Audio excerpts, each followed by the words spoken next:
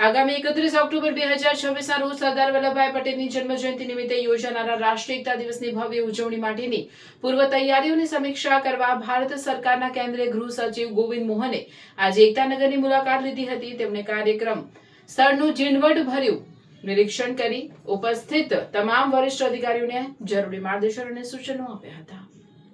આગામી 31 ઓક્ટોબરના કાર્યક્રમના સુચારુ આયોજન માટે કેન્દ્ર અને રાજ્ય સરકારના ઉચ્ચ અધિકારીઓ સાથે એક વિસ્તૃત બેઠક પણ યોજી હતી. ગોવિંદ મોહને સૌ પહેલા હેલિપેડ ગ્રાઉન્ડથી જ નિર્માણાધીન સાઇટનું નિરીક્ષણ કર્યું હતું. આ દરમિયાન આરોગ્ય વન ખાતે સમગ્ર કાર્યક્રમ તેમજ નિર્માણાધીન સાઇટનું મેપ નિદર્શન નિહાળી વરિષ્ઠ અધિકારીઓ પાસેથી વિગતવાર માહિતી મેળવી હતી. કેન્દ્રીય ગૃહ મંત્રાલયના ઉચ્ચ અધિકારીઓ તેમની સાથે મુલાકાતમાં સાથે જોડાયા હતા. હેલિપેડથી ડેમ વ્યૂ પોઈન્ટ અને સ્ટેચ્યુ ઓફ યુનિટી ખાતે માનનીય વડાપ્રધાન દ્વારા થતા પદ પૂજા કાર્યક્રમનું સ્થળનું નિરીક્ષણ કર્યું હતું. સ્ટેચ્યુ ઓફ યુનિટી ખાતે નર્મદા નિગમના ચેરમેન મુકેશ પુરીએ તેઓને સરદાર સાહેબની સ્મૃતિ ભેટ અર્પણ કરી હતી. ત્યારબાદ ગોવિંદ મોહને ઉજવણી સંદર્ભે પ્રાથમિક સ્થળ નિરીક્ષણ કરીને રાજ્યના વરિષ્ઠ અધિકારીઓ સાથે રાષ્ટ્રીય એકતા પરેડ સંદર્ભે વીવીઆઈપી સર્કિટ હાઉસ ખાતે બેઠક યોજીને રચનાત્મક સૂચનો કર્યા હતા.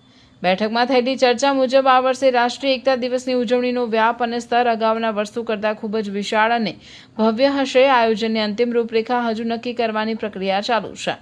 આ વર્ષની ઉજવણીનું એક મોટું આકર્ષણ સાંસ્કૃતિક કાર્યક્રમો રહેશે. દેશના વિવિધ રાજ્યોમાંથી 5000થી વધુ કલાકારો એકતાનગર ખાતે આવીને પોતાના રાજ્યની વિશેષ કલા અને સાંસ્કૃતિક વારસાનું ભવ્ય પ્રદર્શન કરશે. આ ઐતિહાસિક અવસરને અનુરૂપ રાષ્ટ્રીય એકતા દિવસ નિમિત્તે સમગ્ર એકતાનગરને અદ્ભુત લાઇટિંગથી શણગારવામાં આવશે, જેનાથી આખું એકતાનગર રોશનીથી ઝગમગી ઉઠશે.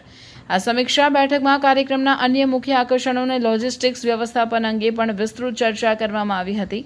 રાષ્ટ્રીય એકતા પરેડ દરમિયાન દેશની વિવિધતામાં એકતાના દર્શન કરાવતા આકર્ષક ટેબ્લો રજૂ કરવામાં આવશે. આ ટેબ્લોના માધ્યમથી ભારતના વિવિધ રાજ્યોની સમૃદ્ધ કલા, સંસ્કૃતિ, પરંપરા અને ઐતિહાસિક વારસાની ભવ્ય પ્રસ્તુતિ કરવામાં આવશે.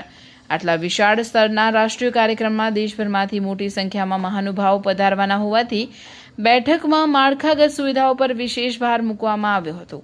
અખંડ ભારતના શિલ્પી અને લોખંડી પુરુષ સરદાર વલ્લભભાઈ પટેલની 151મી જન્મજયંતિના અનોખા અવસરને એક અવિસ્મરણીય અને ઐતિહાસિક ઘટના બનાવવા રાજ્ય અને સ્થાનિક વહીવટીતંત્ર દ્વારા અત્યારથી જ કામગીરી કરવામાં આવી રહી છે. પર્યટકો અને સ્થાનિકો સહેલાઈથી રાષ્ટ્રીય એકતા પરેડ, દેશના વિવિધ રાજ્યોના સાંસ્કૃતિક પ્રદર્શનો અને આકાશમાં યોજાનાર અદ્ભુત એર શોનો નજારો માણી શકે તે માટે આ આયોજન કરવામાં આવશે. પ્રવાસીઓને ઉજવણી નિહાળવામાં કોઈ અગવડ ન પડે તે માટે વિશાળ દર્શક ગેલેરીઓ, વ્યુઇંગ પોઈન્ટ્સ અને કાર્યક્રમ સ્થળની આસપાસ વિશાળ LED સ્ક્રીન્સ લગાડવામાં આવશે. આ રાષ્ટ્રીય કક્ષાના ભવ્ય આયોજનને સફળ બનાવવા માટે સંબંધિત તમામ વિભાગોએ પરસ્પર સંકલન સાધીને કાર્યવાહી કરવા સૂચના આપી હતી.